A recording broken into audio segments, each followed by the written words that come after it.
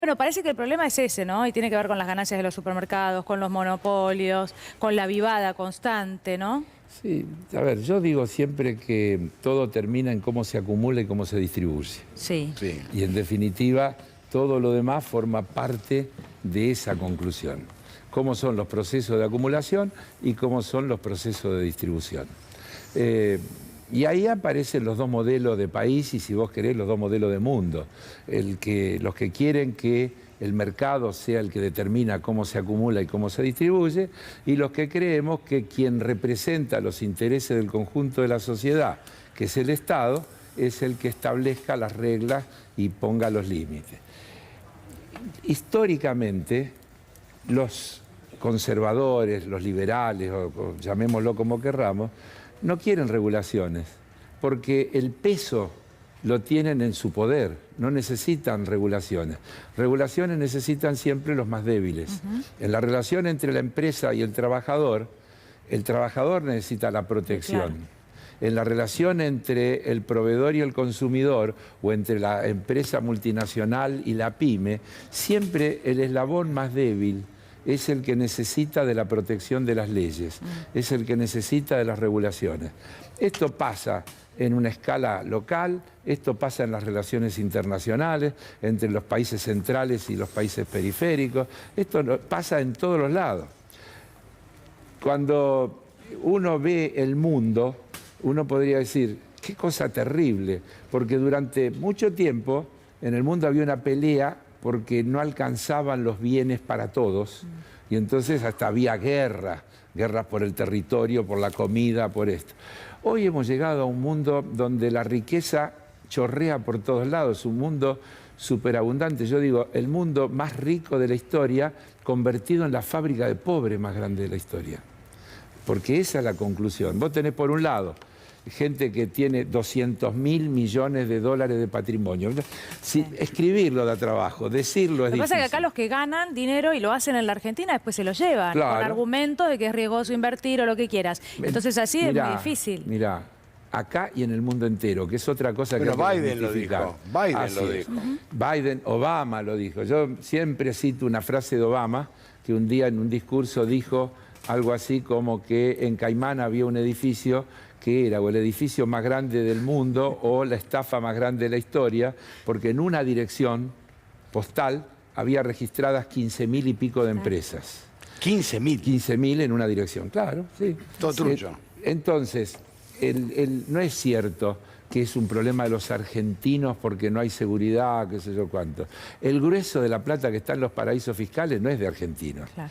Vas a encontrar de todos los lados. Estados Unidos se está quejando, el actual presidente de Estados Unidos dice, ¿cómo puede ser que los ricos que más ganan hayan pagado 0 impuestos federales en los últimos años? Porque con los mecanismos de elusión y todas las cosas que hacen, no pagan. Vos fíjate, en este momento se está discutiendo ponerle un impuesto a las corporaciones del 15%, que Argentina dice, está bien, es un primer paso, pero es poco, tendría que ser por lo menos el 25%, porque estas corporaciones, sobre todo las tecnológicas, que no necesitan base física desde donde facturar, facturan desde los lugares donde tienen menos tributación. Entonces, por ejemplo, un caso muy sonado, Google en Irlanda. Google decide trasladar su facturación al mundo desde Irlanda. Irlanda aparece entonces, uno mira y dice, creció el 25% del Producto Bruto. No creció nada, es una ficción, porque no entró un trabajador por esta medida. Pero ¿qué hizo Google? Que redujo lo que paga de impuesto a la ganancia a una mínima expresión, que es la tasa que tiene fijada Irlanda. Europa lo enfrenta y dice, no, no puede ser, nosotros queremos que los impuestos se paguen por lo que se produce para cada país.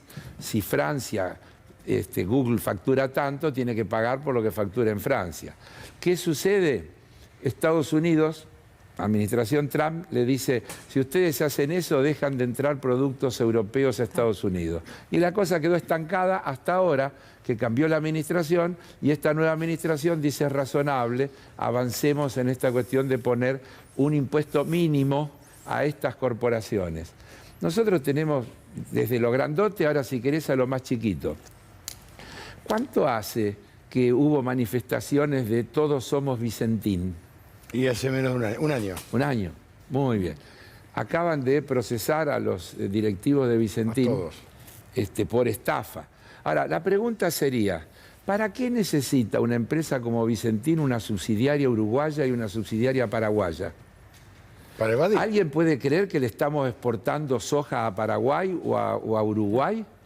No, es porque son países que no tienen retenciones o tienen retenciones mínimas y entonces la filial argentina le vende a su filial uruguaya o a su filial paraguaya a un precio mucho menor que el precio real de mercado, con lo que en la Argentina paga menos impuestos que lo que tendría que pagar y luego factura directamente al destino, al comprador final, al precio de mercado, eludiendo el pago de las retenciones. Carlos, en función por ejemplo, para citar algunas cosas, por eso fui de la grande a la chiquita, como es tomar un caso concreto de Argentina. Carlos, en función del tiempo, hablaron de Werner, quien facilitó la deuda enorme que contrajo Mauricio Macri, Sí. habló. ¿Vos crees que el fondo va a cambiar en algo lo que es el fondo en sí? A ver, ¿Para con la Argentina? Para ver, varias cosas. Primero, Werner hoy es un exfuncionario. Sí, total. Y los exfuncionarios tienen tanto peso en las decisiones. Lo que pasa es que lo levanta la corporación de medios porque Werner dijo. Werner no está Sí, mal. pero la deuda nos la dejó. Sí, pero él no está mal. Lo que Sí, diga está Werner claro. importa bastante poco. Segundo, el Fondo Monetario es una corporación de países. En definitiva, si cambian los países, el fondo cambia. Lo que tiene que cambiar son los países que integran el Fondo Si no, no Monetario. cambia más. Si no, Los no cambia. países tienen que cambiar. Los votos del Fondo Monetario son por porcentaje que cada país tiene en el directorio del Fondo Monetario. Estados Unidos tiene voto y veto. Sí. Claro. ¿Por qué voto y veto? Porque para cualquier resolución trascendente hay que tener más del 85% de los votos. Y Estados Unidos tiene el 16,5% del capital. Con lo cual, sin su voto no se puede tomar ninguna resolución, como Sí. por ejemplo, prestarle a la Argentina una suma que excede notablemente lo que el estatuto del fondo dice que se puede prestar. Para violar el estatuto del fondo hace falta el acuerdo con Estados Unidos. Para negociar, como plantea la Argentina, condiciones que reconozcan la corresponsabilidad entre los acreedores y los deudores, y por en tanto no me vengan con el reglamento y hagamos un acuerdo razonable, un acuerdo que se pueda cumplir, un acuerdo que no implique hambre, que no implique ajuste y demás, hace falta el voto de los Estados Unidos, porque si no, Estados Unidos tiene veto. Sí. Es así de crudo y dramático el tema. Bueno, hubo un comunicado hace unos días más o menos en el mismo sentido que los dichos de Werner. Pero ahora que habla de los Estados Unidos, me quedo pensando en Biden. Tengo ganas de preguntárselo desde todo lo anterior que estaba contando. Si algo va a cambiar ahora. Post pandemia da la sensación de que no cambió nada, pero estamos frente al encuentro del G20, ¿sí? Y Biden tuvo declaraciones muy interesantes respecto a todo esto, la desigualdad, ¿no? Sí. Mucho desde lo discursivo. Bueno, aparentemente lleva propuestas al G20. ¿Cree que puede salir algo bueno de esto o es lo mismo de algo va a siempre? cambiar. Yo creo que algo va a cambiar. Yo vengo sosteniendo que estamos en un proceso de lo que podríamos llamar un cambio de época. Los cambios de época no son un abrir y cerrar de ojos, no se producen en un momento, son procesos. Cambio de época, para ubicarlo en el mundo y ubicando el rol de Estados Unidos como potencia dominante, Roosevelt, después de va al Parlamento y dice: la solución es el gobierno. Reagan, muchos años después, década del 80, viene y dice: el gobierno no es la solución, el gobierno es el problema. Y acá copiamos y decimos: achicar el Estado es agrandar la nación. Acordémonos de esa maldita frase. Sí. Biden lo primero que hace en el discurso de inauguración de su ciclo, va al Parlamento y no por casualidad dice: no, el gobierno no es el problema, el gobierno es la solución. Es decir, vuelve a plantear que es el Estado el que debe tomar las medidas. Ahora, tiene problemas, porque ni siquiera su partido lo respalda plenamente, porque el Partido Demócrata también es una coalición, donde hay un ala progresista de izquierda, para llamarlo dentro de lo que es la política de los Estados Unidos, y un ala conservadora y más bien de derecha. Y entonces O sea que vamos viendo, Carlos. quiere impulsar un programa de reconversión con recursos extraordinarios, con impuesto a los ricos y demás, y lo tiene que recortar casi a la mitad para lograr los votos necesarios para que se lo apruebe. Le aprobaron un programa fenomenal.